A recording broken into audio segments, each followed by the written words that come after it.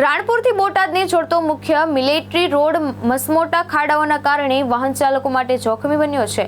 દરરોજ હજારો વાહનોની અવરજવર ધરાવતા માર્ગની બિસ્માર હાલતને લઈ સ્થાનિકોની વાહન ચાલકોમાં રોષ જોવા મળી રહ્યો છે।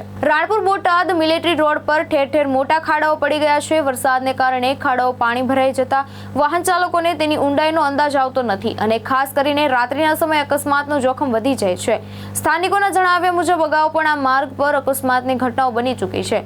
વાહન ચાલકોએ તાત્કાલિક ખાડાઓ પૂરી સમગ્ર રોડનું ગુણવત્તાયુક્ત રિપેરિંગ કરવાની માંગ કરી છે। મારું નામ મહિપતભાઈ લાખાભાઈ રોજસરા।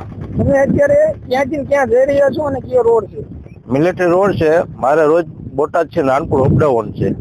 તો અત્યારે આ રોડની હાલત કેવી છે? રોડની હાલત નરા ખાડા ને એવું છે અને ગાડીને બહુ નુકસાન કરે છે।